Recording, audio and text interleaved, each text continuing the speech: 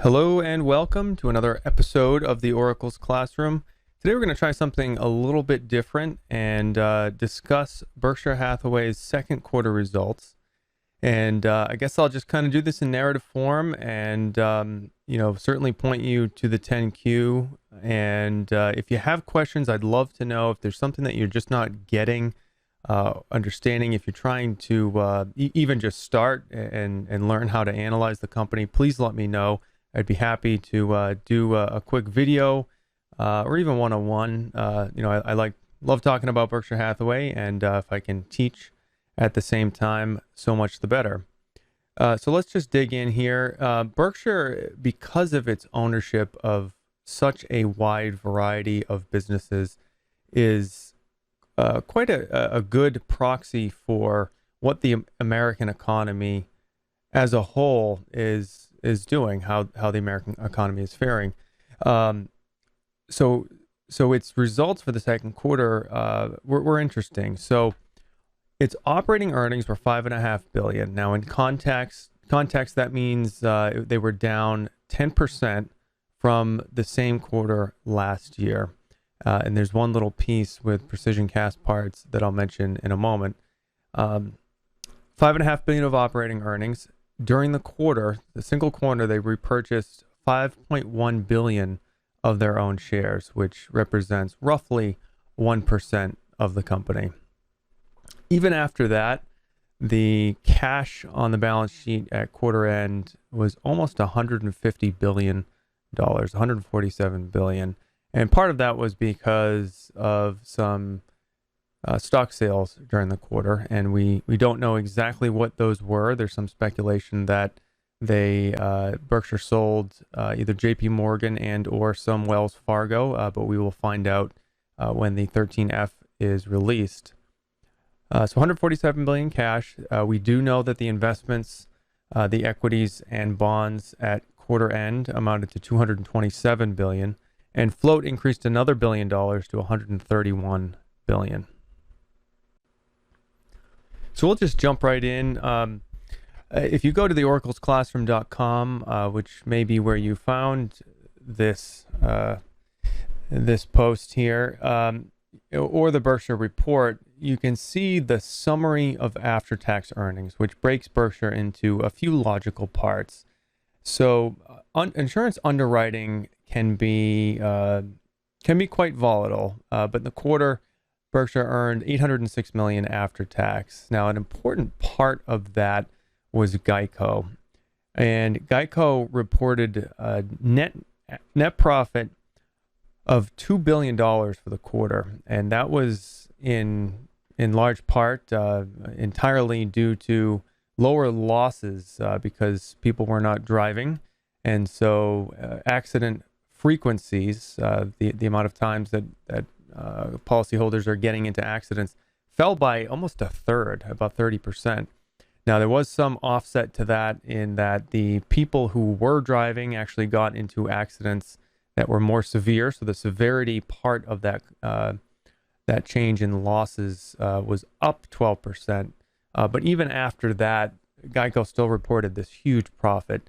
And Geico followed its peers. In fact, it led some of its peers in returning some premiums to policyholders. That total will be about 2.4 billion over the next 12 months.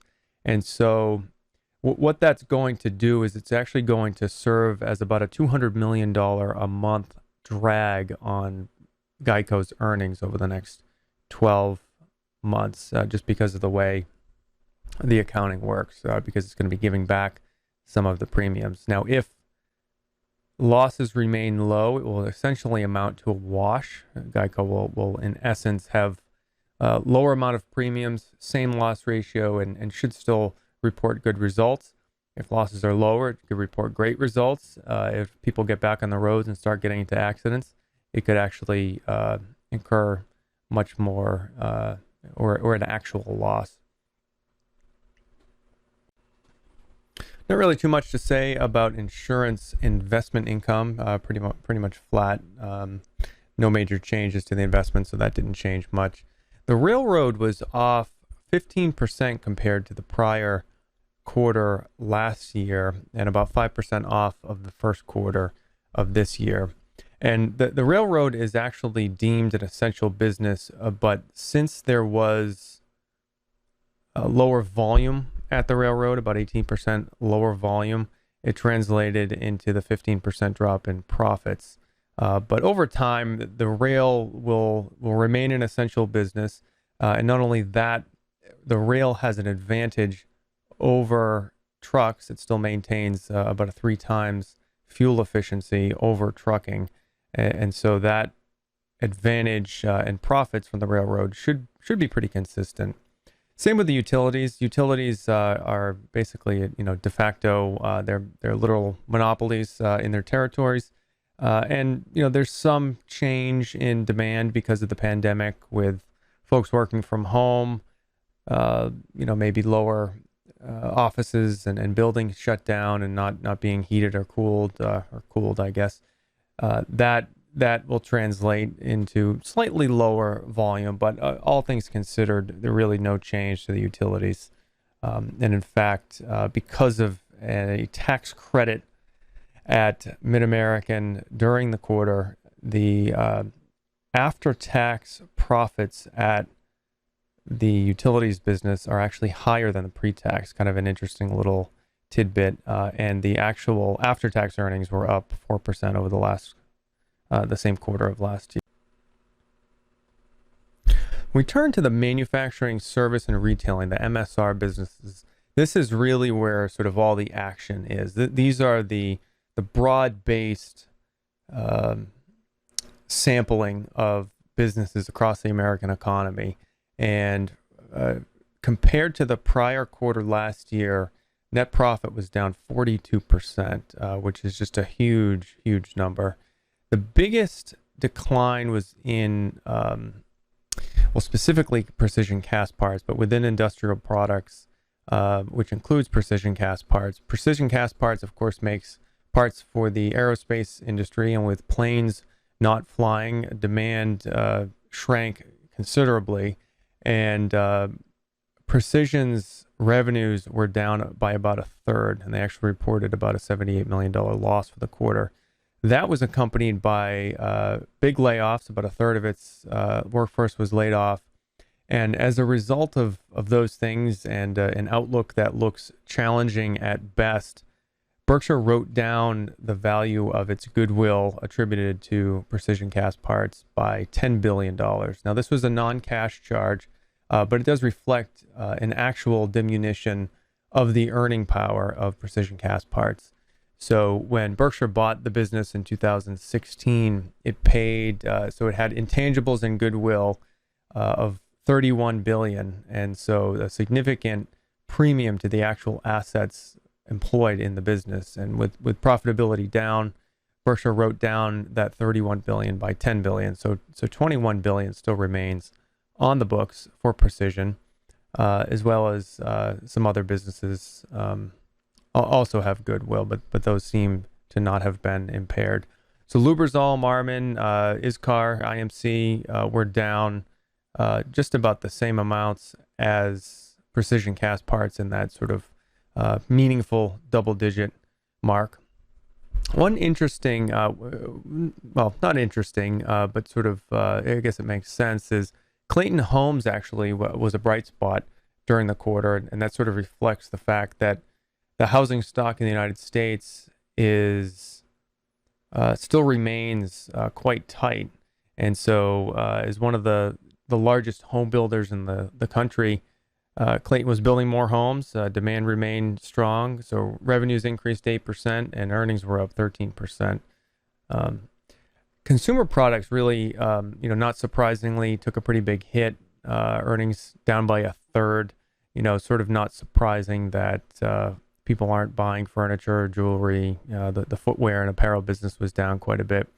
One thing that was actually kind of surprising, given some of the news that has been coming out about recreation, was Forest River. So Forest River makes RVs, boats, campers, that kind of thing. And people have been buying additional RV sort of using it as a broad term, buying additional leisure activity vehicles and so forth in lieu of vacations. So it's kind of surprising to see that Forest River was down by 26% compared to the prior year. Now, some of that my guess is that some of the higher sales were due to the sort of purchasing of inventory on wholesalers' lots from the public, and the manufacturing, wasn't able to keep up with it, probably in part due to the fact that they could not physically produce the RVs. Service businesses earnings. So revenues fell by 22% and earnings fell by 48%. And these businesses include flight safety, NetJets, and some of these other businesses, court, furniture, extra leasing. These are very capital intensive businesses where a small change in revenues translates into quite a disproportionate change in earnings. So that's kind of it in a nutshell. This audio video, is getting quite long at, I'm pushing 15 minutes here. So, I'll kind of stop there. The 10Q, again, lots of information in there. Berkshire does a really good job of breaking things down, making it very clear and logical, and it flows pretty well. Like I said, happy to help. One comment on Berkshire's valuation. It's not surprising that Buffett and Munger purchased 1% of the business, $5 billion in repurchases in the quarter.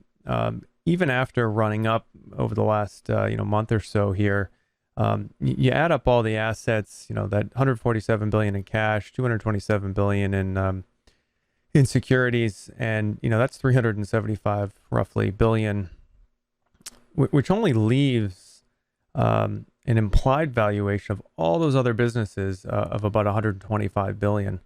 And so no comment really. I guess it appears to be undervalued, but certainly this post, the blog, anything like that is not investment advice. It's really just my commentary. My calculations could be wrong.